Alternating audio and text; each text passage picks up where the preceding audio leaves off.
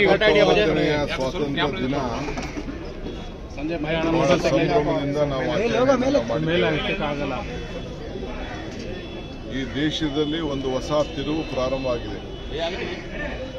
ಪ್ರಜಾಪ್ರಭುತ್ವ ವ್ಯವಸ್ಥೆಯಲ್ಲಿ ಚುನಾವಣೆಗಳನ್ನು ಪಾರದರ್ಶಕವಾಗಿ ಕಾನೂನು ಚೌಕಟ್ಟಿನಲ್ಲಿ ಸಂವಿಧಾನವನ್ನು ರಕ್ಷಣೆ ಅಡಿಯಲ್ಲಿ ಮಾಡಬೇಕು ಅನ್ನೋ ಒಂದು ಹೊಸ ರೂಪ ಇವತ್ತು ಬಂದಿದೆ. ಇಡೀ ಭಾರತದ ಎಲ್ಲ ಪಕ್ಷದ ಬಿಜೆಪಿಯವರು ಬಿಟ್ಟು ಮಿಕ್ಕಿದವರು ಸೇರಿ ಒಟ್ಟಾಗಿ ಹೋರಾಟವನ್ನು ಮಾಡ್ತಿರೋದು ಬಹಳ ಸಂತೋಷವನ್ನು ತಂದಿದೆ. ಇದಕ್ಕೆ ನಾವು ಕೂಡ ಹೆಜ್ಜೆಯನ್ನು ಹಾಕ್ತಾ ಇದ್ದೇವೆ, ಮುಂದಾಳತ್ವವನ್ನು ವಹಿಸಿದ್ದೇವೆ. ಇವತ್ತು ಮುಂದಿನ ದಿನಗಳಲ್ಲಿ ಈ ದೇಶದಲ್ಲಿ ಒಂದು ದೊಡ್ಡ ಬದಲಾವಣೆ ಆಗ್ತದೆ ಅನ್ನೋದು ಒಂದು ಆತ್ಮವಿಶ್ವಾಸ ಈ ದೇಶದ ಎಲ್ಲ ಕಾಂಗ್ರೆಸ್ಸಿಗರು ಇದೆ. ಈ ಹಿನ್ನೆಲೆಯಲ್ಲಿ ನಮ್ಮ ಹೋರಾಟವನ್ನು ಇವತ್ತು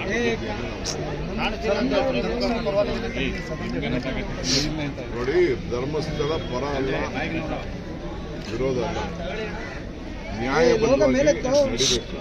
ನನಗೆ ಆತ್ಮವಿಶ್ವಾಸ ಇದೆ. ನಾನು ಬಹಳ ಹತ್ತಿರದಿಂದ ಅಲ್ಲಿ ನೋಡಿದ್ದೇನೆ.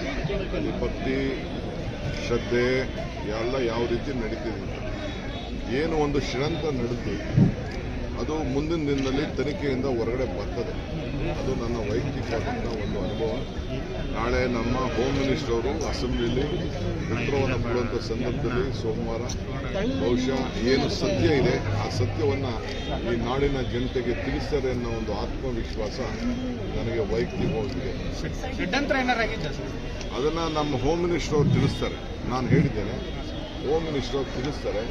ಮುಖ್ಯಮಂತ್ರಿಗಳು ಕೂಡ ಬಹಳ ಬದ್ಧತೆ ಇದೆ. ಮುಖ್ಯಮಂತ್ರಿಗಳಿಗೆ ಯಾರು ಕೂಡ ಸುಳ್ಳು ಮಾಡಿ ಷಡ್ಯಂತ್ರ ನಡೆಸಿಸಿ ಅಪಮಾನ ಅಪಚಾರ ಯಾವುದೇ ಧಾರ್ಮಿಕವಾದಂಥ ವಿಚಾರ ಇರ್ಬೋದು, ಯಾವುದೇ ವ್ಯಕ್ತಿಗಳಿರ್ಬೋದು ಮಾಡಬಾರ್ದು ಅಂತ ಮುಖ್ಯಮಂತ್ರಿಗಳು ಈಗಾಗಲೇ ನಮಗೆಲ್ಲರೂ ಕೂಡ ತಿಳಿಸಿದ್ದಾರೆ.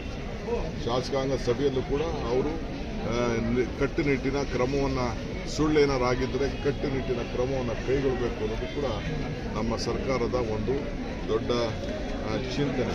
ಆ ನಿಟ್ಟಿನಲ್ಲಿ ನಾವೆಲ್ಲ ಕೂಡ ನಡೀತೀವಿ. ಕಾನೂನು ಯಾರಿಗೂ ಕೂಡ ತಪ್ಪಲ್ಲ. ಕಾನೂನು ಕಾಪಾಡಲೇಬೇಕು. ಕಾನೂನನ್ನು ಈ ಸಂದರ್ಭದಲ್ಲಿ ರಕ್ಷಣೆ ಮಾಡಬೇಕು. ಕಾನೂನನ್ನು ತಪ್ಪು ಮಾಡಿದ್ರೆ ಎಲ್ಲರೂ ಕೂಡ ಶಿಕ್ಷೆ ಆಗಿದೆ. ಅದರಲ್ಲಿ ನಾವು ಯಾರು ಕೂಡ ರಕ್ಷಣೆ ಮಾಡೋಂಥ ಪ್ರಶ್ನೆ ಇಲ್ಲ. ಆದರೆ ಸುಮ್ಮನೆ ತೇಜೋವಧೆ ಮಾಡುವಂಥ ಕೆಲಸ ಯಾರು ಕೂಡ ಮಾಡಬಾರ್ದು.